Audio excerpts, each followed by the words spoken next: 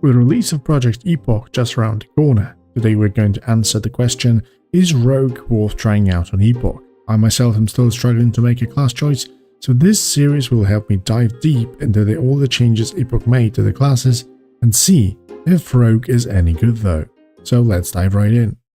So when it comes down to the overall changes to the Rogue, we can firstly see axe proficiency, increasing the variety of weapon we can equip, meaning that weapon improvement during the leveling and overall variety for the endgame content weapon choice will be much bigger with that pool. Combo points have been improved so that this time around, if you deselect your target, combo points will not vanish. They will still stand until you hit another target with a combo point generating ability. Sometimes it was annoying when you, by accident, deselected your target or just switched through the targets themselves just to kick or something. So very nice quality of life change. Lock picking seems to be quite important in the open world and dungeons.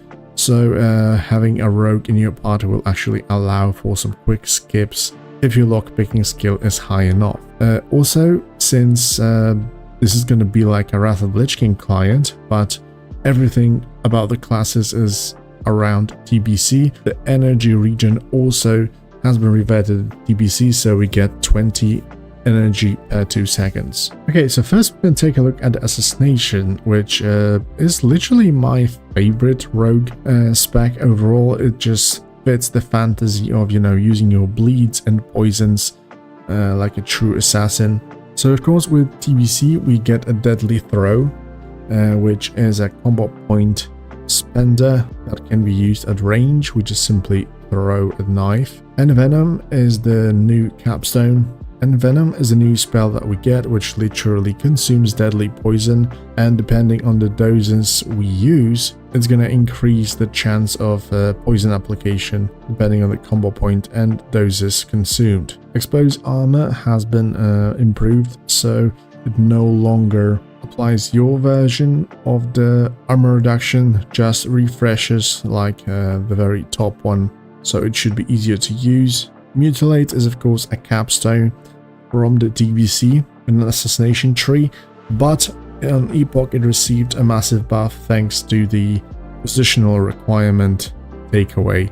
It awards 2 combo point and costs 60 energy, so it's quite high, but the damage of this is also increased by 50% if we use it against poison targets, so ultimately it should be used on the deadly poisoned target in the DPS phase. If we take a look at the tree of the Assassination, we can see some very cool things in here.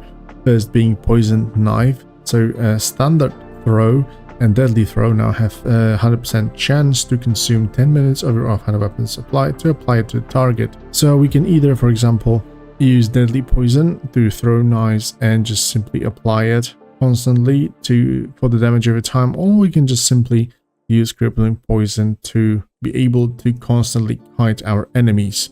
This potentially creates very cool playstyles for both like solo and in PvP, so that's very nice to have. Along this comes improved poison that also increases the duration of our poisons on the weapons by 10%, by 50 at maximum stacks. So if we decide to go for the poison knife, having longer poisons definitely help out a bit. Other than that, we also get improved vigor, which increases maximum energy by 20 now, and on top of that increases energy regeneration by 10%. From what I know, this has been implemented to kind of put on par with the talent from the combat potency, and just to help out generate more energy to dish out those mutilates. TBC gave us like cool stuff like find weakness, which literally increases our DPS, of course, mutilate, deaden nerves, also on PvP stuff. So yeah, Assassination definitely looks amazing. With things like cold blood, we can definitely dish out massive envenoms, which should be cool to play really. As for the combat, we've got standard toolkit in here, with the TBC capstone of surprise attacks, where finishing moves can no longer be dodged and damage dealt by sinister strike, backstab, shiv and gouge abilities increased by 10%. Not a very exciting capstone, I would say, but yeah, it is what it is. Additionally, we receive shiv, which is more of an assassination buff, because shiv instantly applies offhand weapon poison to the target, so I really think that Occasionally we will use Shiv in our rotation as Assassination, and on top of everything we get Redirect, which allows us to actually change combo points from target to target. It's on 1 minute cooldown, but still very usable as we haven't been able to do so previously. When it comes down to the talent trees, there is one very important change for lightning reflexes, as it now increases our total agility by 2%, which is 10% with maximum stacks. Is massive because literally every rogue will be able to max it out. So this means more survivability, more crit, more damage, cool stuff. On top of everything, we also get axe specialization, which gives us 1% chance to cause your target to bleed for 100% weapon damage over 15 seconds after hitting them with an axe. This is amazing because it's a passive damage with bleeding, but I also didn't mention in Assassination that Slice and Dice has been updated as well, because now bleed damage can increase duration of Slice and Dice by 1 second. So if we would be using Rupture and we would have this bleeding from the axe specialization, potentially we should never recast Slice and Dice in combat ever again. So this just opens up very cool playstyles for the combat rogues. Other than that, pretty standard stuff. We get Vitality, which is stamina and agility increase, and of course combat potency too, which I think was moved higher up, but a combat potency that gives us some energy back with our successful offhand melee weapon attacks. At the end of it all, we got surprise attacks, which I mentioned before.